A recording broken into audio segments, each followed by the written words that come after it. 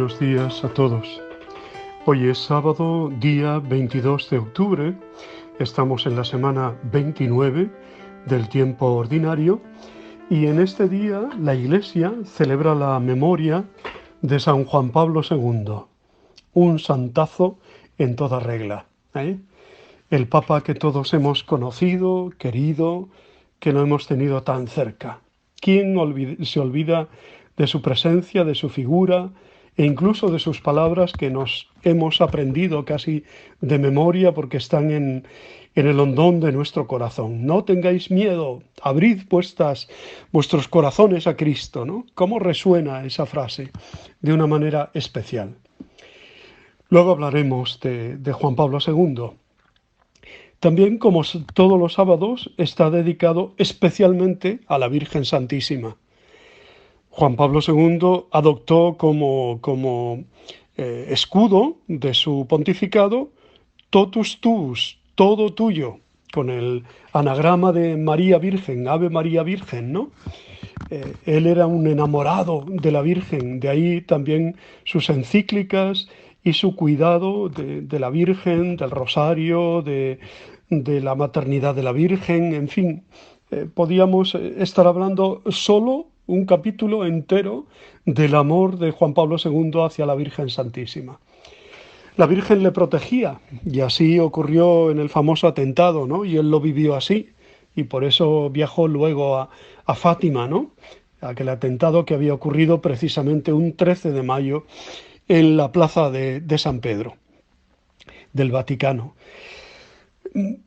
Tenemos que tener un verdadero amor a la Virgen, una verdadera devoción basada en la Escritura y cómo aparece María en la Sagrada Escritura, en los Evangelios, como mujer orante, como mujer humilde, como mujer abierta siempre al plan de Dios, a lo que Dios quería de ella, y tenerla siempre como madre, como amparo, como abogada nuestra que es. Bueno, el Evangelio de hoy es Lucas 13, 1 al 9. Es una fuerte llamada a la conversión. Y va por ti, y va por mí. No digamos eso de, es como si Dios me hablara. Es que Dios te habla, no es como si. No, es que Dios te habla todos los días y te escribe todos los días. Dos hechos de la vida son interpretados aquí por Cristo, sacando de ellos una lección para el camino de fe de sus seguidores. Se pueden considerar como ejemplos prácticos de la invitación que nos hacía ayer, a saber, interpretar los signos de los tiempos.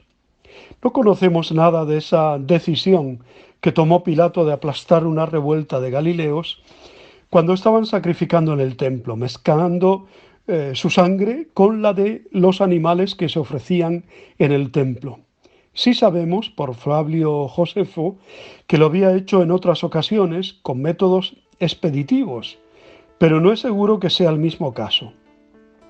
Tampoco sabemos más de ese accidente, el derrumbamiento de un muro de la torre de Siloé que aplastó a 18 personas. Jesús no aprueba ni condena la conducta de Pilato, ni quiere admitir que el accidente fuera un castigo de Dios por los pecados de aquellas personas.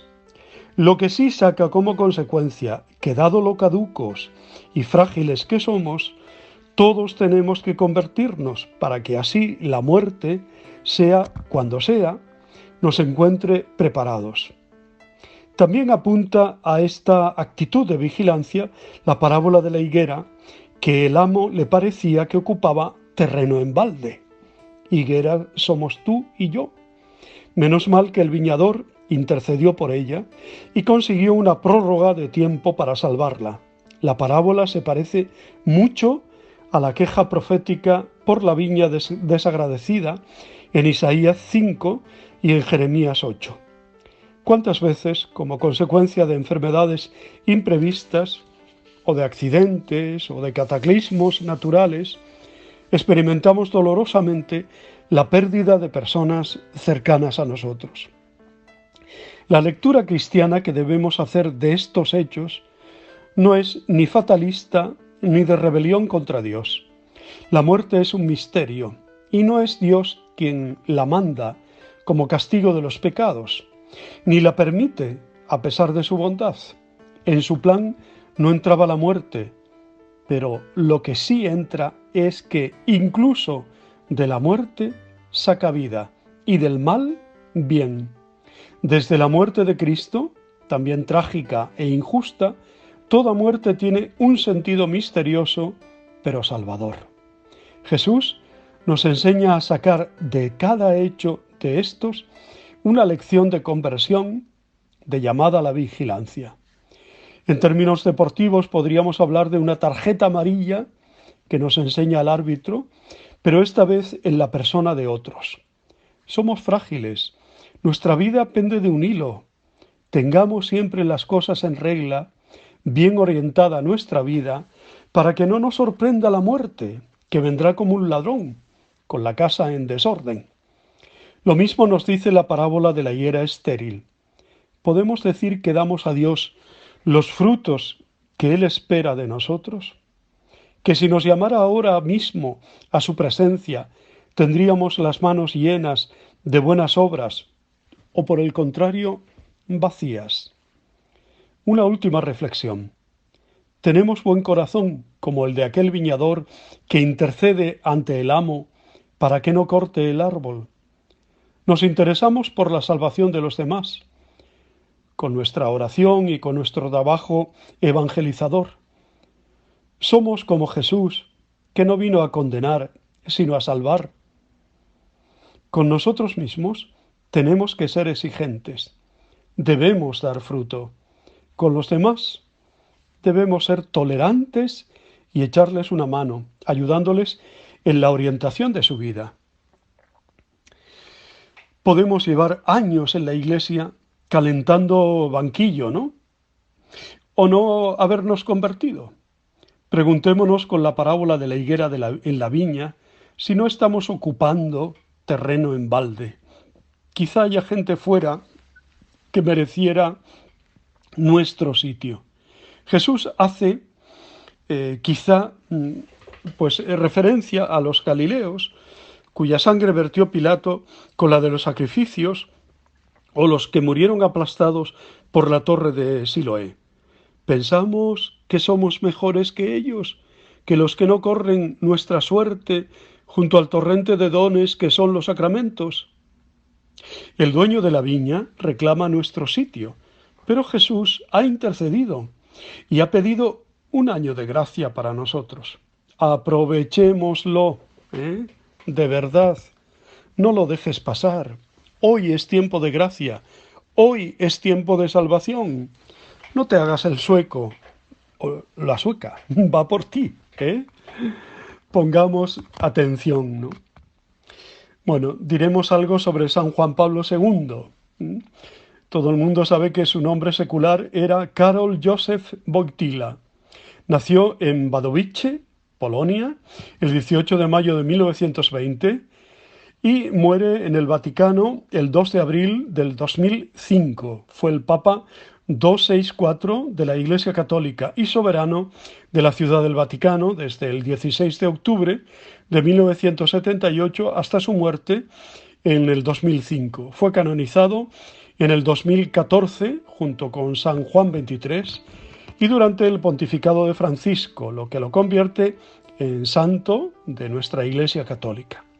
Tras haber sido obispo auxiliar desde 1958 y luego arzobispo de Cracovia desde 1962, se convirtió en el primer papa polaco de la historia y en el primero no italiano desde 1523. Su pontificado, de casi 27 años, fue el tercero más largo de la historia de la Iglesia. Después del de San Pedro, se cree que entre 35 y 37 años, aunque su duración exacta es difícil de determinar, y de Pío IX, 31 años. Juan Pablo II fue aclamado como uno de los líderes más influyentes del siglo XX, recordado especialmente por ser uno de los principales símbolos de la lucha contra el comunismo y su lucha contra la expansión del marxismo por lugares como Iberoamérica, donde combatió el movimiento conocido como también Teología de la Liberación, con la ayuda de su mano derecha y al apóstol sucesor, el cardenal Ratzinger, Benedicto XVI. Jugó asimismo un papel decisivo para poner fin al comunismo en su Polonia natal y finalmente en toda Europa, así como para la mejora significativa de las relaciones de la Iglesia Católica con el judaísmo, con el Islam, con la Iglesia Ortodoxa Oriental y la Comunión Anglicana. Entre los hechos más notorios de su pontificado destacó también el intento de asesinato que sufrió el 13 de mayo de 1981, mientras saludaba a los fieles en la plaza de San Pedro a manos de Mehmet Ali Akka, quien le disparó a escasa distancia entre la multitud. Tiempo después, el terrorista fue perdonado públicamente por el pontífice en persona. Este acudió también a verle en la cárcel y pidió su liberación. A este se sumó otro atentado ocurrido en Fátima también en la noche del 12 al 13 de mayo de 1982. Fue uno de los líderes mundiales más viajeros de la historia. Visitó 129 países durante su pontificado. Hablaba un montón de idiomas, muchísimos. Como parte de su especial énfasis en la llamada universal a la santidad, beatificó a 1.340 personas y canonizó a 483 santos, más que la cifra sumada de sus predecesores en los últimos 5 siglos. El 19 de diciembre del 2009, Juan Pablo II fue proclamado venerable por Benedicto XVI, quien posteriormente presidió la ceremonia de su beatificación el 1 de mayo del 2011, Domingo de la Divina Misericordia, y fue canonizado junto con el Papa Juan XXIII el 27 de abril del 2014, otra vez el Domingo de la Divina Misericordia y esta vez por el Papa Francisco. Sería larguísimo y amplísimo pues hablar de toda la vida de Juan Pablo II y de todo su pontificado, ¿no? Les invito a acudir a cualquiera de los buscadores, por ejemplo, de Internet, el Google, por ejemplo, y poner vida de San Juan Pablo II. Y ahí van a encontrar realmente pues, una vida extensa de él, ¿no? Y de todo su pontificado. Pues damos gracias a Dios por la vida y por el testimonio de San Juan Pablo II, por todo lo que nos transmitió y cómo fue capaz de acercarnos el rostro de la misericordia, el rostro de Cristo, el rostro de Dios, su amor por la Virgen, en fin, su defensa de la vida, su defensa de la familia. Grande, realmente. San Juan Pablo II, el Magno. Muchísimas felicidades a todos los que celebran hoy, especialmente su santo. Hay muchos niños que nacieron en su época que llevan este conjunto de nombres, Juan Pablo, se llaman así por el Papa. Y comunidades religiosas, parroquias, santuarios que llevan también su nombre. Yo he tenido la gran dicha de además de estar en el Vaticano, pues estar también en Wadowice, en Cracovia, y seguir sus huellas. Ojalá me pareciera, aunque solo fuera una milésima parte, a su gran corazón de evangelizador, de misionero. Por cierto, recuerdo que estamos en las vísperas del Domum. Seréis mis testigos, no lo olvidemos, y seamos generosos.